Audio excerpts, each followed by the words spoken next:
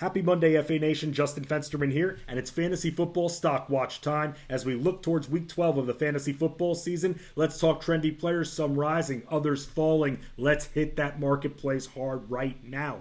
First, for a few players on the rise, let's start with Christian Watson. When the Packers drafted Watson in the second round of the 2022 NFL Draft, a lot of us cheered that they finally addressed the wide receiver position, a position it seemed like they didn't even care about addressing over the last few years. Aaron Rodgers has certainly felt the impact of not having Davante Adams this season. Watson was a strong receiver to draft with speed and explosiveness, but between poor preseason play and injuries, he was limited. Now with Romeo Doubs hurt, Watson has not only seen at least 15% of the Packers' targets in the last 2 weeks, but he got into the end zone 5 times between those 2 games. He's received 14 targets during that span. Allen Lazard is still the prioritized pass catcher in Green Bay, but we are starting to see Watson surpass both Aaron Jones and Robert Tonyan when it comes to target prioritization. Hard matchup coming up for Green Bay, getting ready to face the Eagles, but with Lazard still being the main focus of opposing defenses, coupled with the fact that the Packers will likely need to throw more to play catch-up in this matchup, it bodes well again for Watson, and Doubs isn't looking like he's coming back for Week 12. Another receiver on the rise, Darius Slayton. The Giants are simply running out of receivers. Wan'Dale Robinson had a big game, but that will be his last big game of this season as it is over after tearing his ACL. Slayton is not only coming off of a game in which he received 10 targets, but he's received at least 6 in 3 of his last 4 matchups, and he's amounted 58 receiving yards or more in 5 of his last 6 outings. Slayton was prioritized more than Robinson in the Giants' passing attack in the previous 2 games prior to Sunday's matchup.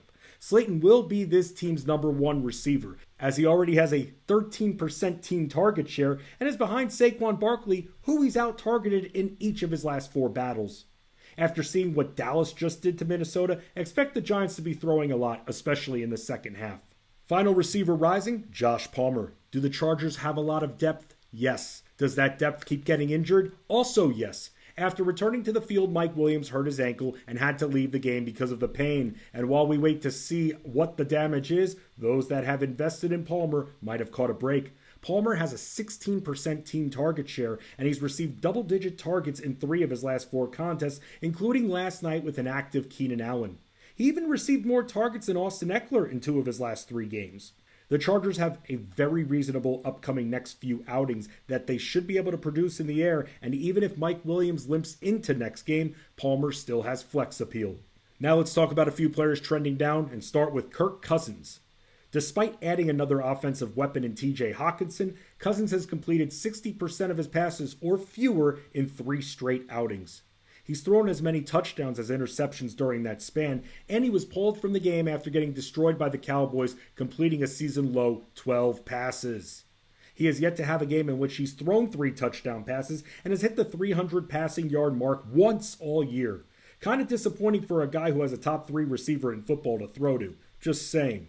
Only 5 quarterbacks who have played at least 9 games have a lower completion percentage than Cousins, and with the Patriots and Jets coming up on their schedule, it's not going to get much easier for Cousins, who's thrown just 1 touchdown pass in his last 2 matchups combined.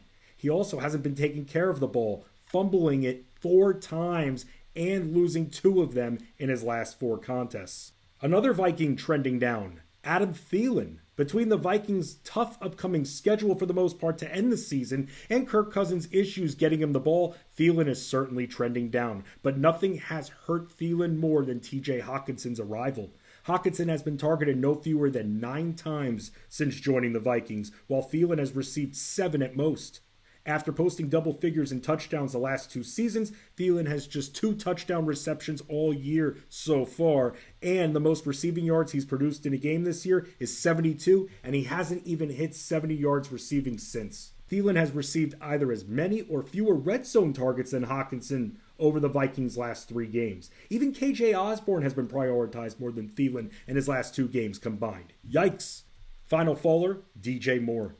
Just as it finally looked like Moore had a good thing going with PJ Walker, Walker gets destroyed by the Bengals and then hurt, and here comes Baker Mayfield, who Moore doesn't have that same connection with. Sam Darnold could be lurking as well, and that could make things for Moore even bleaker.